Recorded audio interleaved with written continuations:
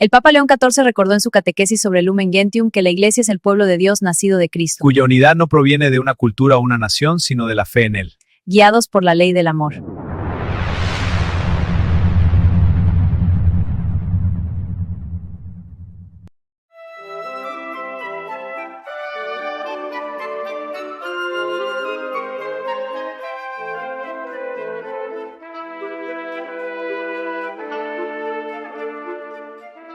Pues a ver, la historia de la humanidad es, en gran medida, la historia de trazar líneas sobre un mapa. O sea, la civilización parece fascinada con esta idea de agarrar un rotulador imaginario y dividir el mundo en parcelas cada vez más pequeñas. Totalmente. Se levantan fronteras constantemente. Y fíjate que definimos nuestras identidades basándonos, de forma casi sistemática, en quién se queda fuera de esa línea. Exacto. Se construyen sociedades enteras a partir de la exclusión.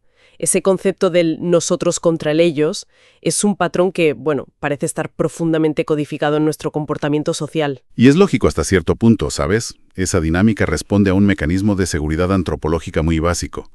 Las agrupaciones humanas siempre tienden a buscar refugio en la similitud. Bueno, el instinto te dicta agruparte con quienes hablan tu mismo idioma o tienen tu mismo acento. Eso es, compartir unas costumbres o un origen étnico. Porque dentro de ese perímetro cerrado, la incertidumbre disminuye. Es, digamos, la forma más primitiva y efectiva de ordenar un mundo que desde fuera se percibe como caótico o impredecible. Hostil muchas veces. Sí, a menudo muy hostil. Pues por eso surge una disonancia tan fascinante cuando te encuentras con un texto que decide coger ese mapa minuciosamente parcelado y literalmente pasarle una goma de borrar. O sea, plantear la eliminación absoluta de las fronteras territoriales, culturales y étnicas. Es un cambio de paradigma brutal, y eso es exactamente lo que propone el material que vamos a desgranar en esta inmersión de hoy. Así es. Arrancamos este análisis a fondo centrándonos en las reflexiones del Papa León XIII sobre el documento conciliar Lumen Gentium. Y la misión que tenemos hoy es diseccionar cómo este análisis papal redefine todo el andamiaje de la Iglesia Católica. Porque se aleja por completo de esa visión de una institución burocrática o estática, ¿verdad? La presenta bajo un concepto muy específico, que es el de pueblo de Dios. Ajá, pueblo de Dios. Y la intención de este análisis es ver los engranajes de esa visión. O sea, ¿cómo se justifica una comunidad global sin límites geopolíticos? Y, sobre todo, ¿qué mecanismos internos evitan que colapse bajo el propio peso de la naturaleza humana? Que no es poco. Madre mía, ya te digo. Y también, ¿qué papel pretende jugar en el mundo actual? Que, sufre una fragmentación constante. Claro. Pues el punto de partida requiere diseccionar cuál es el pegamento de este grupo. Exacto, porque si eliminas la geografía, si no hay un idioma oficial vinculante y la genética te da igual, pues la cohesión del grupo queda un poco en el aire. Totalmente. La sociología te diría que sin factores culturales compartidos, las comunidades se disuelven. Pero el texto de León XIV sostiene categóricamente que la Iglesia es un solo pueblo, un pueblo formado por mujeres y hombres de todos los pueblos de la tierra. Y la premisa ahí es que no se trata de una federación de naciones independientes que firman un tratado, no es la ONU, es una unidad ontológica. O sea, el principio unificador que sustituye a la sangre o al territorio es, de forma exclusiva, la fe en Cristo. Eso es. El texto cita directamente al concilio y define a este pueblo como una congregación de quienes creen y ven en la figura de Jesús al autor de la salvación y el principio de la unidad y de la paz. Fíjate que una analogía que me viene a la mente es el concepto de una ciudadanía global, pero con una diferencia fundamental. ¿Cuál dirías que es? Pues que el pasaporte que otorga esta ciudadanía no requiere el sello de un Estado-nación, no depende de dónde hayas nacido. El único aval es una creencia compartida. Claro, y eso choca frontalmente con la manera en que construimos las alianzas hoy en día, ya sean fusiones de empresas, bloques económicos. Siempre buscan un beneficio material mutuo. Exacto. Sí. Intereses compartidos, pero aquí la diferencia radica en el origen de la agrupación. El Papa recuerda que la Iglesia extrae su existencia del cuerpo de Cristo, siendo ella misma ese cuerpo. No obedece a las dinámicas históricas normales, no. No surge por migraciones masivas o por conquistas. Exactamente. El documento utiliza un verbo muy, muy específico. Dice que es un pueblo convocado por él. Convocado.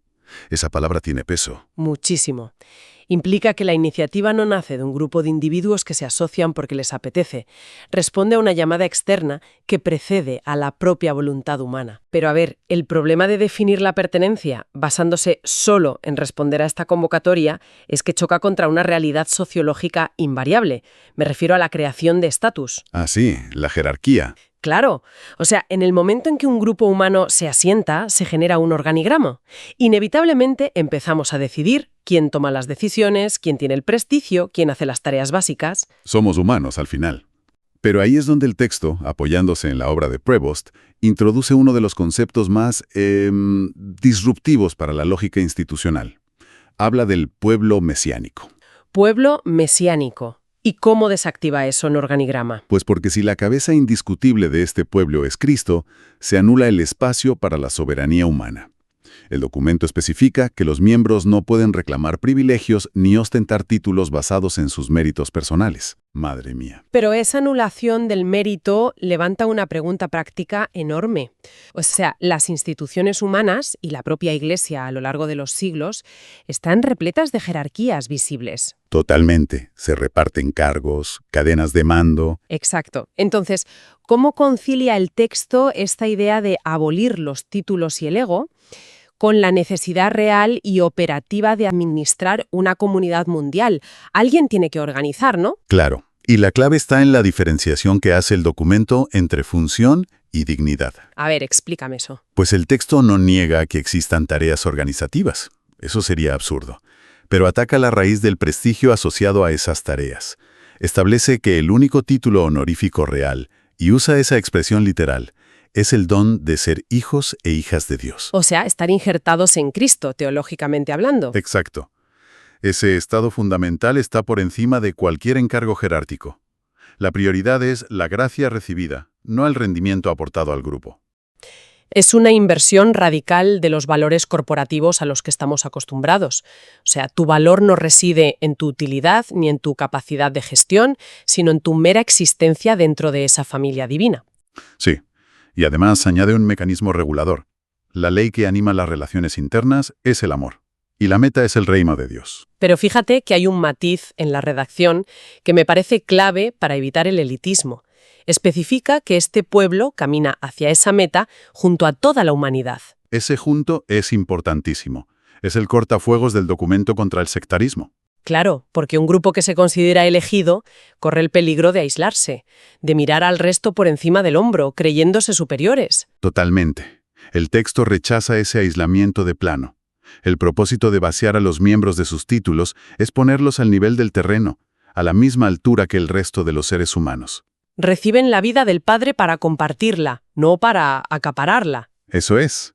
Caminar a ras de suelo impide que la comunidad cierre sus puertas con llave. Y si el objetivo es avanzar con toda la humanidad, pues tienen prohibido convertirse en una élite impenetrable. Lo cual nos lleva a la siguiente gran tesis de León XIV, la imagen de la nave abierta y misionera. Sí, la directriz es clarísima. La Iglesia no puede replegarse sobre sí misma. La autorreferencialidad está totalmente vetada. Tiene que expandirse. Exacto. El diseño teológico dice que Dios creó una sola naturaleza humana y busca reunir a los hijos dispersos. Así que la vocación de este pueblo es expandirse por todo el mundo. Y el texto llega a afirmar que incluso quienes no han recibido el anuncio del Evangelio están de algún modo orientados hacia este pueblo de Dios. Esa conexión latente es el motor de la misión cristiana. La obligación de anunciar el Evangelio en tus propios entornos. Pero a ver, aquí hay un punto crítico. El documento aborda la catolicidad, la universalidad, diciendo que consiste en acoger las riquezas de diversas culturas y ofrecerles el Evangelio para purificarlas y elevarlas. Ajá, citando Lumen Gentium. Eso es, pero seamos críticos con esto para quienes nos escuchan. El verbo purificar, aplicado a culturas ajenas, arrastra un eco histórico muy problemático. O sea, suena a asimilación forzada.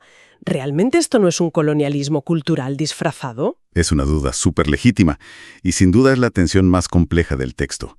Pero el orden conceptual de los verbos en Lumen Gentium da la respuesta.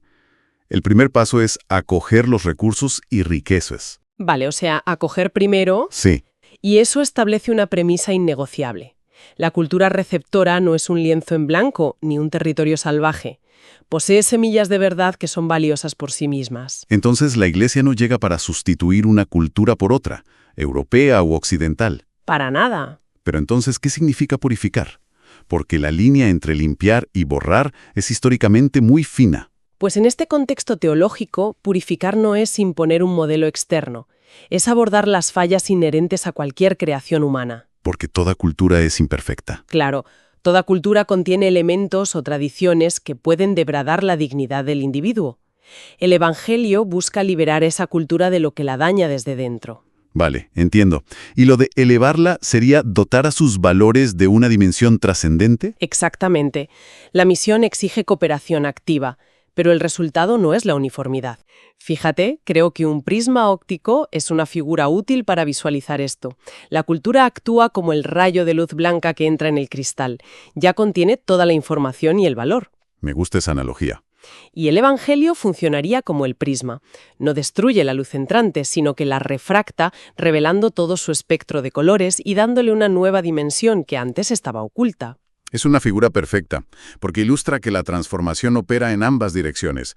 Al absorber estas culturas, la propia Iglesia se enriquece y multiplica sus formas de expresión. No es una cadena de montaje que produce réplicas exactas en todo el mundo. No, es un ecosistema.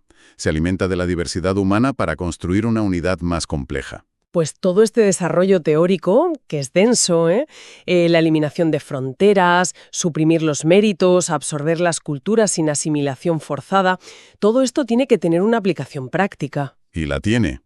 Sobre todo si miras la realidad geopolítica actual. León XIV evoca una imagen muy gráfica al final de su análisis. Define a la Iglesia como una única arca de la salvación. El arca, una figura súper simbólica. Sí. Describe una amplia nave que acoge la inmensidad de las diversidades humanas, y lo sitúa intencionadamente frente al panorama de nuestro tiempo, un mundo marcado por guerras y divisiones fratricidas. Pero lo llamativo de compararlo con un arca en medio de un océano en guerra es el uso que se le da, porque, en el imaginario colectivo un arca sirve para aislar a los elegidos mientras el resto se hunde. Un refugio para esperar a que pase la tormenta. Exacto, un búnker. Pero el texto rechaza la idea del búnker. No es un lugar para huir del mundo fracturado. Es más bien un prototipo de coexistencia plantado en medio de la plaza pública. Sí, el documento dice que ver convivir en paz a personas de distintas nacionalidades y culturas, unidas por la fe, es un gran signo de esperanza. Y ahí el Papa cierra el círculo. Claro, la unidad sin fronteras del principio no es un idealismo filosófico, tiene un propósito urgente. Funcionar como una demostración profética. El texto lo llama una profecía de esa unidad y paz a la que Dios llama a todos sus hijos. El uso del término profecía merece una pausa, porque normalmente asociamos lo profético con predecir el futuro, pero aquí parece apuntar en una dirección muy distinta, más anclada en el presente. Es que, en la tradición bíblica, una profecía rara vez es adivinación. Es, fundamentalmente, una realidad encarnada que denuncia el estado actual de las cosas y anuncia un horizonte posible. O sea, crear una comunidad donde individuos distintos, que normalmente estarían enfrentados por intereses económicos o fronteras, logran coexistir pacíficamente. Eso es, se crea un testimonio vivo. Su mera existencia evidencia que la paz entre naciones distintas no es una utopía inalcanzable. Es la demostración empírica de una alternativa. Desmiente la narrativa de que el conflicto humano es inevitable. Aunque, claro, mantener la cohesión de esta nave frente a las presiones de la sociedad moderna requiere muchísima madurez. Ya te digo, depende de esa ley interna del amor y de no sucumbir a la jerarquización que hablábamos antes. Es un desafío constante a la inercia de la polarización, ¿verdad? La profecía solo es válida si la unidad es genuina y resiste las presiones externas que intentan volver a trazar esas líneas divisorias. Pues recorrer este andamiaje conceptual ofrece una perspectiva monumental sobre la ambición del documento. Empezamos redefiniendo un pueblo unido solo por la fe, sin territorio ni etnia. Lo que forzaba a eliminar el ego y los títulos, priorizando la igualdad esencial. Y luego vimos cómo esa ausencia de barreras lleva a integrar las culturas locales para elevarlas desde dentro, sin aplastarlas. Un equilibrio muy frágil. culminando en esa visión de la nave abierta, cuya existencia pacífica es una denuncia del conflicto global y una profecía viva de paz. Un marco de pensamiento que obliga a replantear cómo podemos estructurarnos sin recurrir a la segregación. Y, bueno, para quienes nos acompañan hoy, esta arquitectura de la inclusión nos deja con un paralelismo inesperado para reflexionar al terminar. Sí, un paralelismo muy contemporáneo. Porque la ambición de crear una comunidad global sin fronteras territoriales, abrazando todas las culturas bajo una sola red, resuena de forma asombrosa con el mayor proyecto secular de las últimas décadas, la arquitectura de Internet y el mundo digital.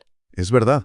A finales del siglo XX, la tecnología prometió exactamente eso. Una aldea global. Una nave inmensa donde las líneas del mapa desaparecerían y estaríamos en un plano igualitario sin jerarquías geográficas. Pero claro, al carecer de un principio unificador profundo como el que este texto sitúa en la fe y en el amor, pues la utopía digital se ha fracturado. Totalmente. En lugar de una catolicidad enriquecedora, ha generado cámaras de eco algorítmicas. Un hipertribalismo digital.